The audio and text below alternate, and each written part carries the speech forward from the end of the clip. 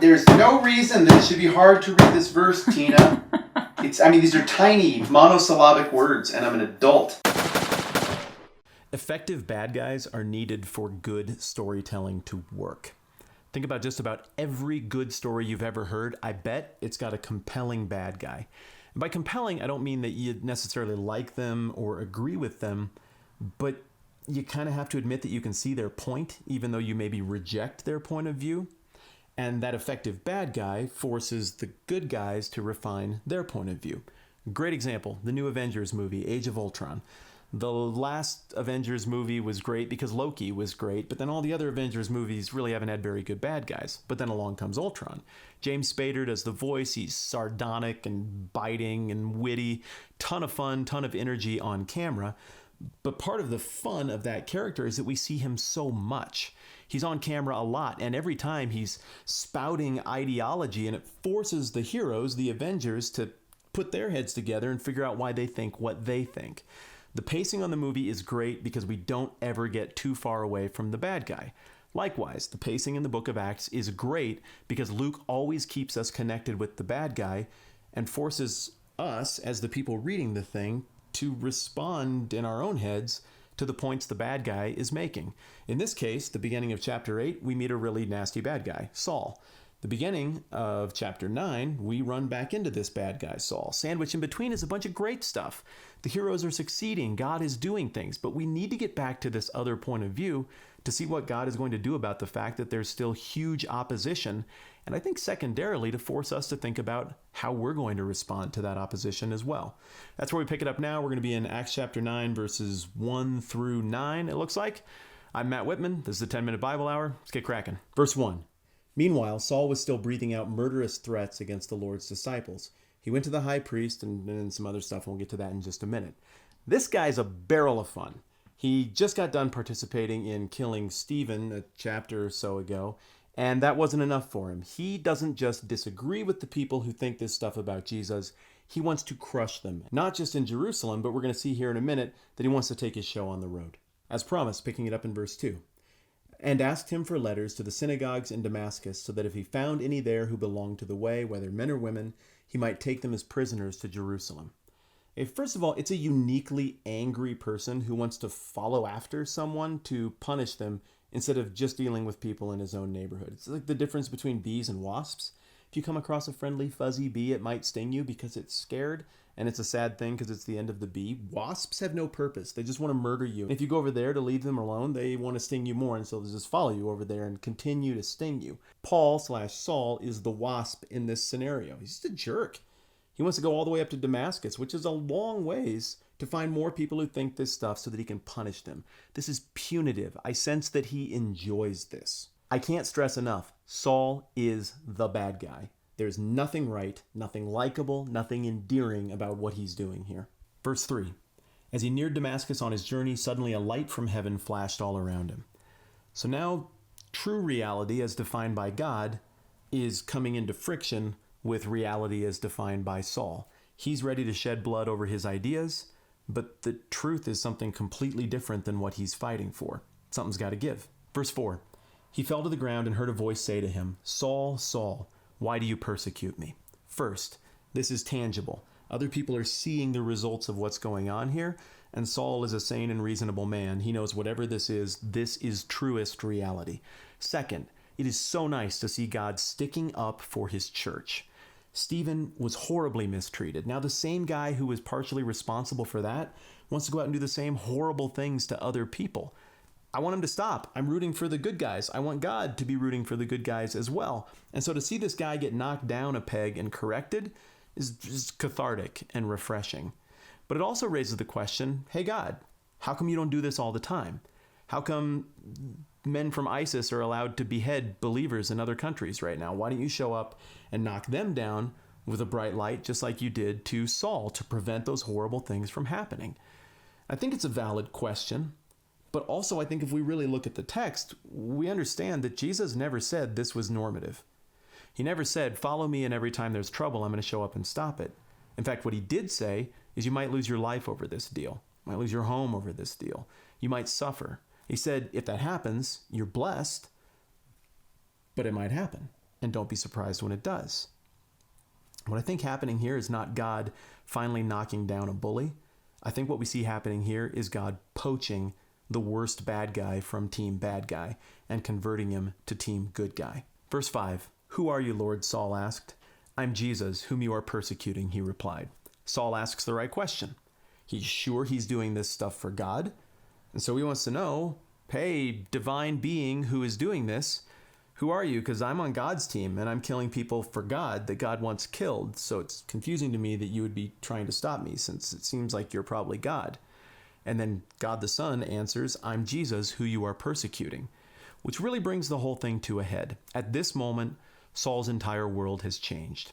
He was sure that he was going for the right thing, and now he's been corrected. There's a lot of swagger on display in verse 6. It says, "Now get up, go into the city, and you'll be told what you must do."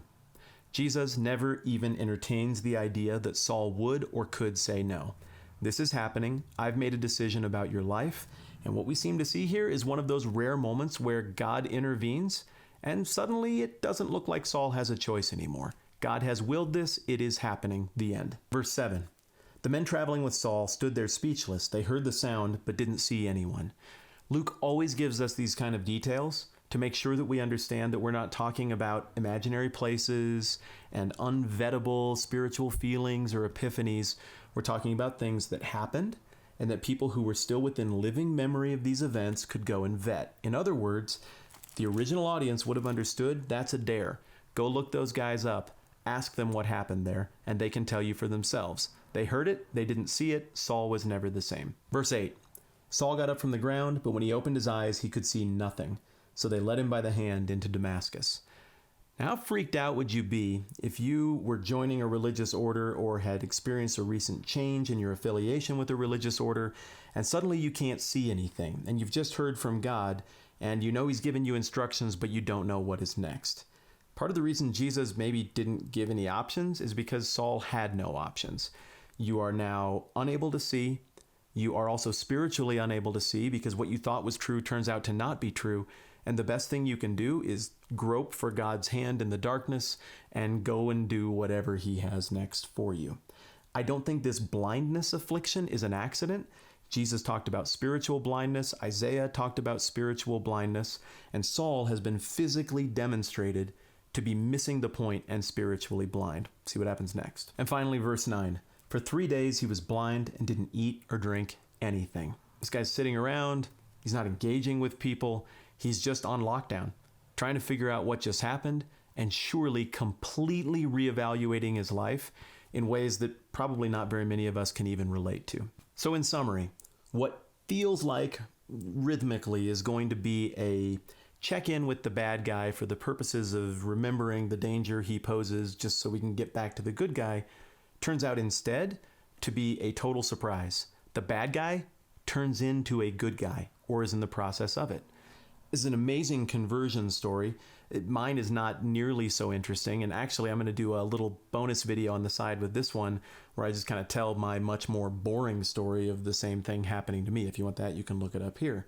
But what we're getting here is a remarkable conversion story of a remarkable Christian going all the way from one extreme, sold out for the destruction of God and his disciples, to the other extreme, sold out for the building of God's kingdom, even being willing to lay down his own life to see that accomplished. God sets out to get his man. God accomplishes just that. A second observation. Paul is often referred to as the Apostle Paul. Apostle specifically means one who is sent. Generally, that term is reserved for the actual people who knew Jesus and who he sent out. The original 12 plus Matthias, who they picked up in Acts chapter 1.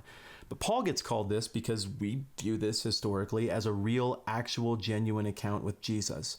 So he's uniquely called and uniquely appointed to this task moving forward of building the kingdom in the larger world. A third quick observation. Saul is being made into something completely new. Full 14-point swing from bad guy to good guy. But just saying that he was bad and now he's good really doesn't even sum it up.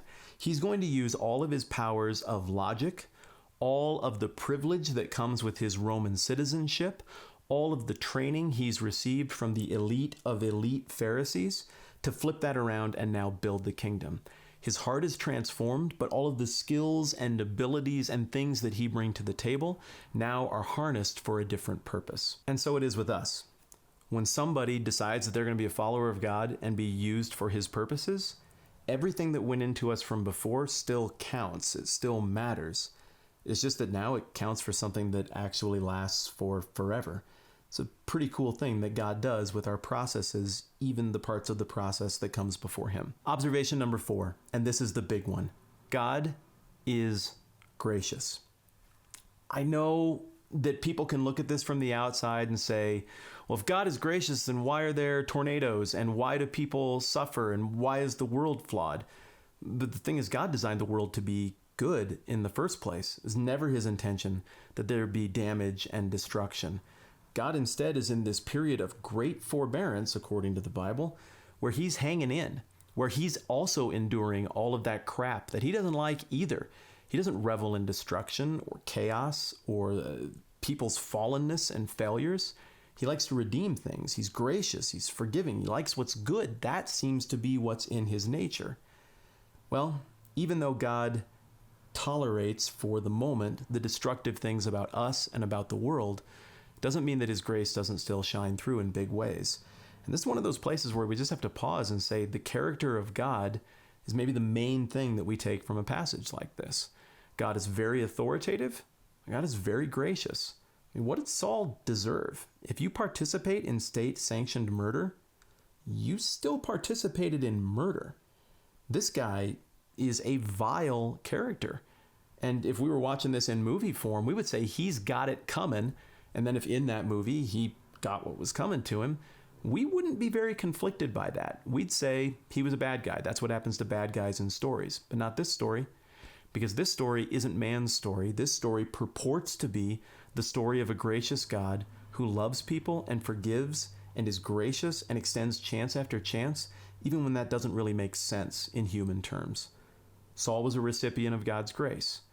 In turn, that grace multiplied and did a lot of other good things through his life. Likewise, people who respond to God still 2,000 years after the fact are recipients of God's grace. There's a lot of implications there. It's a lot to think through, and I'm not going to try to tackle all of that right now. But of this, I'm pretty sure.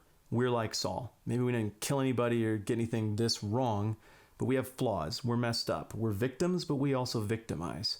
Yet just like Saul, God can step into our weird, embarrassing messes and forgive and restore and redeem and make good stuff out of ugly stuff. That tends to be what he's into. That's plenty for now. We'll see what happens with Saul and all of this next time around. In the meantime, thank you for your comments, for sharing this with your friends, for subscribing. If you haven't subscribed yet, and I've earned it, I'd be really grateful if you go down and take care of that right now. If you haven't passed this along to anybody, I would really appreciate it if you'd think about doing that as well. I want the show to grow, but I want it to grow the right way. And I think the right way is to have people like you who get it and who are with me for the long haul, pass it along to people who you think would appreciate it and resonate with the tone of the whole thing. Remember, I've got that little bonus video about my story of faith. In the meantime, I'm Matt Whitman. This is the 10-Minute Bible Hour, and we'll do it again soon.